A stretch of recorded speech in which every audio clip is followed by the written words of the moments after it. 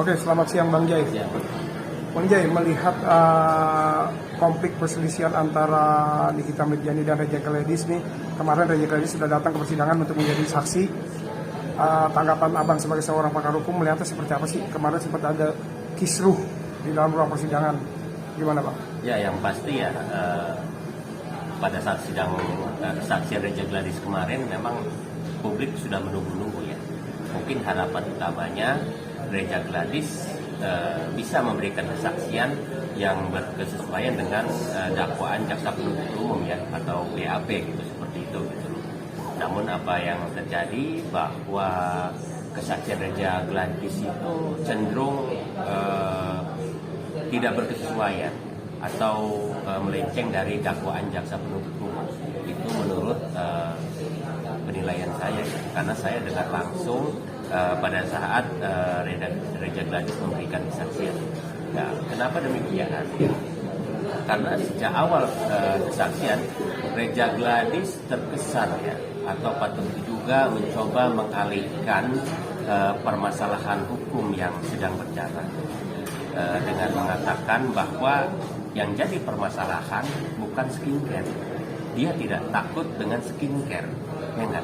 Tapi lebih pada dia nggak terima, dia merasa dicemarkan, dia merasa di harga dirinya gitu dilecehkan dengan live streaming Nikita Mirzani yang mengatakan bahwa dia abu-abu, terus berutusan, bahkan rembulan, seperti itu gitu. Dan itu menurut saya lucu gitu. Jadi dakwaan kemana, kesaksian kemana, seperti itu. Dan itu juga yang mungkin menurut saya sangat disayangkan gitu. Dan itu sangat menguntungkan Nikita Mirzani.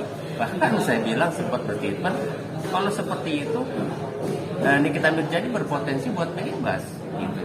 Karena bagaimanapun apabila dakwaan tidak sesuai dengan kesaksian, utamanya adalah saksi pelapor yaitu Reza Gladys, itu potensi bebas itu sangat terbuka. Oke, Bang, ini dua-duanya mereka saling mengatakan membawa bukti-bukti yang cukup lengkap. Ini kita pun begitu ya. Mereka dihadirkan dalam satu persidangan. Menurut Abang, gimana sih harusnya nih majelis hakim menilai permasalahan mereka ini? Ya, kalau masing-masing pihak mengklaim bahwa dirinya memiliki bukti yang kuat dan bisa dibuktikan di pengadilan, ya itu sah-sah aja. Bagaimanapun masing-masing pihak, Nikita Mirzani maupun Reza Gladys, itu harus gitu, ya enggak? Harus memiliki bukti yang masing-masing adalah mendukung argumentasi terkait Reza Gladys ya, terkait BAP dan dakwaannya. Itu harus berkesesuaian ya. Dan terkait majelis hakim, ya saat ini majelis hakim semuanya dia mencoba mengakomodir, dalam artian mengumpulkan gitu loh, dari dakwaan, kesaksian, terus bukti-bukti. Nah nanti baru setelah itu majelis hakim akan membuat sebuah kesimpulan seperti apa gitu sebelum adanya putusan gitu. Jadi saat ini majelis hakim ya cenderung menggali, mendengarkan, ya enggak, mempelajari daripada istilahnya kasus Nikita Mirzani ini seperti itu. Oke, Bang, mungkin Abang sebagai kalau kita di sini sebagai pakar hukum, titik poin permasalahan ini apa sih Bang kalau menurut dari kacamata Abang? Titik poin permasalahan ini ya pasal yang didakwakan, ya kan, pasal 369. Ya, walaupun awal penangkapan itu lebih gencar yang didebar-debarkan ke pasal 368, tapi itu kan sejak awal saya menyatakan itu sulit dibuktikan gitu, karena unsur pencemarannya tidak ada. Nah, bergeser ke 369 itu sudah jelas bahwa 369 itu bagian dari pemerasan, tapi lebih pada ancaman akan membuka, ya enggak, rahasia orang lain, akan membuka istilahnya aib orang lain melalui media sosial yang ancamannya sekitar 4 tahun penjara. Mungkin kalau di awal pasalnya itu ya Nikita Mirzani tidak perlu ditahan gitu loh. Nah terkait pasal tersebut jelas kan, yang harus dijelaskan ancamannya di mana Nikita Mirzani mengancam secara langsung terhadap Reza Gladys, ya enggak? Apa yang menjadi ancamannya, ya kan? Kalau kita misalnya melakukan di ruang terbuka ancaman misalnya, gua bunuh lu, apa bisa dilaporkan? Tentu tidak, ya enggak? Karena itu baru bersifat verbal dan tidak ada alat bukti yang menjadi dasar untuk dilaporkan. Kalau beda halnya kalau kita misalnya bawa pisau,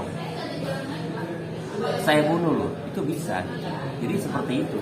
Tapi banyak beberapa pakar hukum atau praktik bilang ini bisa jadi juga bisa bilang pemerasan secara halus, bukan pemerasan secara yang kasar atau keras. Karena kan dari 5M dia turun jadi 4M dengan tawar-menawar dan akhirnya terjadilah transaksi dari asistennya ke Kalau ya boleh saja gitu, siapapun terkait masalah hukum boleh menafsirkan hal yang berbeda. Kalau menurut saya, apa yang dilakukan Reza Gladys itu tidak lebih karena terpengaruh dengan pihak lain, ya enggak? Di awal kesaksian pun dia mengatakan awalnya dia komunikasi dengan dokter T, terus juga dokter O dan lainnya. Jadi saya menduga bahwa apa yang dilakukan terkait pemberian 4M itu lebih pada terpengaruh oleh pihak luar, bukan adanya ancaman dari Nikita Mirzani. Terkait laporan juga saya menduga karena hasutan pihak lain yang memang selama ini sakit hati dengan Nikita Mirzani, gitu loh. Makanya pada saat dia bersaksi dan melaporkan, saya menduga dia pun dalam posisi yang sulit.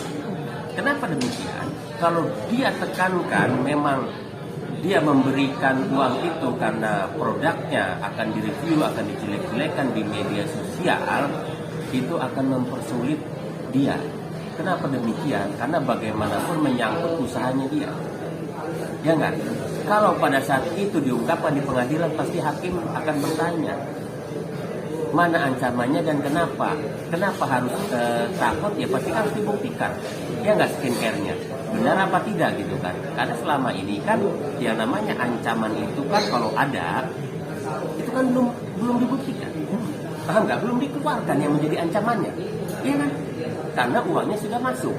Nah, dalam proses pemberian uang itu ada deal, ada kesepakatan. Apabila diungkapkan bahwa itu sudah bersepakat, artinya pemerasan itu hilang, susah, ya nggak? Karena sudah ada kesepakatan seperti itu. Nah, tadi abang menyangkut nama dokter kok. Ini lagi-lagi dokter. Di kesaksian dokter Reza Gladys bilang, udah dia konsul dengan dokter bilang, udah simpel aja ini, simpel aja dengan malu. Itu berarti ya dokter itu sebagai bisa dibilang sebagai saksi juga. Ada terlibat nggak dia? Terlibat juga bisa dibilang gitu Pak. Kalau dokter O kan sifatnya memberikan saran, memberikan masukan, ya enggak, gitu loh. Apa yang dia lihat, apa yang dia alami sebelumnya, gitu loh. Seperti itu, gitu. Nah, semuanya akan kembali ke Reza Gladys, ya enggak. Walaupun menurut dugaan saya apa yang dilakukan itu lebih kental, lebih mempengaruhi dirinya dia itu karena istilahnya saran-saran itu, gitu. Paham nggak? Gitu. Daripada istilahnya dia memikirkan dampaknya seperti apa, dampaknya dia akan sulit, gitu. Kalau benar-benar gitu loh, nanti ini terungkap gitu loh bahwa produknya dia jelek, kan yang rugi dia. Jadi laporan ini juga sebenarnya bukan laporan yang mungkin tidak diharapkan sama dia gitu. Oke Bang Jai, terjadi kisruh nih mereka berdua Bang Jai. Apakah BP POM itu harus turun tangan juga untuk mengatasi hal ini dengan posisinya kan apabila Reza Gladys nanti skincare-nya di review kan dia akan ada rasa ketakutan. Apakah BP POM itu harus ikut andil? Sejak awal gitu loh, sejak kasus Nikita Mirzani ini mencuat, saya sudah memberikan keterangan di media agar BP POM turun tangan. Karena bagaimanapun ini menyangkut hajat hidup orang banyak, ya enggak? Karena seperti yang dalam sidang Nikita Mirzani ada ungkapan dari